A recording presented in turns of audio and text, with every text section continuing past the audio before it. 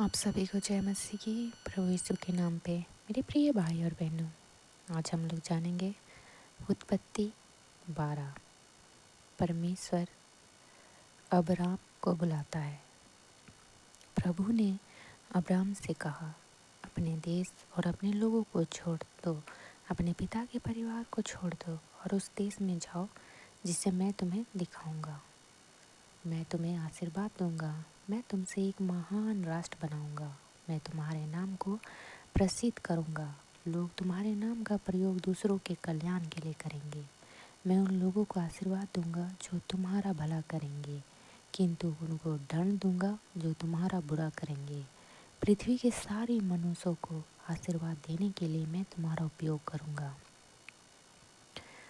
Abram ने प्रभु की आज्ञा मानी।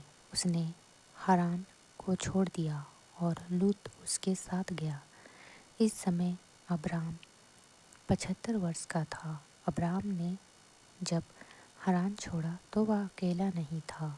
अब्राम अपनी पत्नी सारे, भतीजे लूत और हारान में उनके पास जो कुछ था सब कुछ साथ लाया। हारान में जो दास अब्राम को मिले थे वे भी उनके साथ गए। अब्राम और उसके दल ने हारान को छोड़ा और काना देश तक यात्रा की। अब्राम ने काना देश में साके के नगर और मोरे के बड़े पेड़ तक यात्रा की। उस समय कानी लोग उस देश में रहते थे। प्रभु अब्राम के सामने आया। प्रभु ने कहा, मैं यह देश तुम्हारे वंशजा को दूंगा।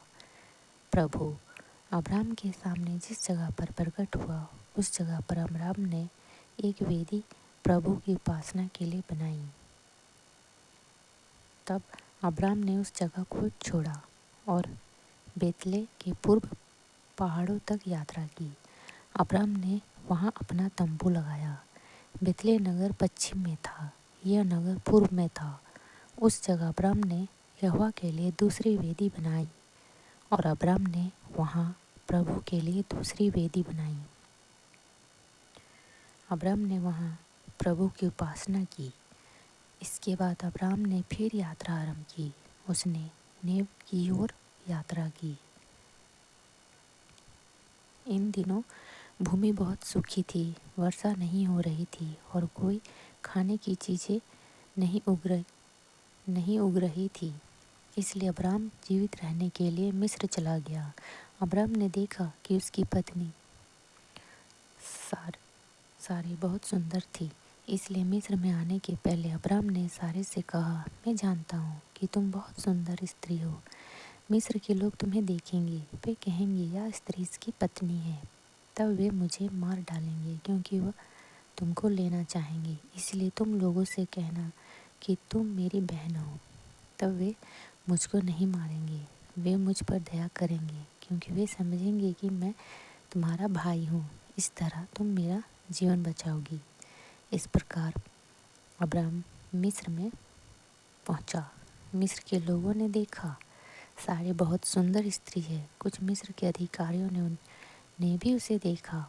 उन्होंने फिरौन से कहा कि वह बहुत सुंदर स्त्री है। वे अधिकारी सारे को फिरौन के घर ले गए। फिरौन ने अब्राम के ऊपर दया की क्योंकि उसने समझा कि वह सारे का भाई है। फिरौन ने अब्राम को भेड़े, मवेशी और गधे दिए।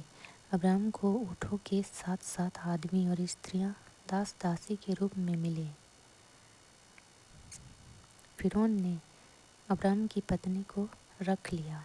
इससे प्रभु ने फिरौन और उसके घर के मनुष्यों में बुरी बीमारी फैला दी। इसलिए फिरौन ने अब्राम को बुलाया। फिरौन ने कहा, तुमने मेरे साथ बड़ी बुराई की है। तुमने यह नहीं बताया कि सारा तुम्हारी पत्नी है। क्यों तुमने कहा यह मेरी बहन है? तुमने ऐसा क्यों कहा? मैंने इसे इसलिए रखा कि वह मेरी पत्नी होगी, किंतु अब मैं तुम्हारी पत्नी को तुम्हें लौटाता हूँ। इसे लो और जाओ। तब फिरौन ने अपने पुरुष को आज्ञा दी कि वे अब्राम को मिस्र के बाहर पहुँचा दे। इस तरह अब्राहम और उसकी पत्नी ने वह जगह छोड़ी और वे सभी चीज़ें अपने साथ ले गए जो उनकी थी। आमीन। हालेलुया। प्रभु यीशु का आशीष आप सभी के ऊपर बना रहे। Thank you Jesus.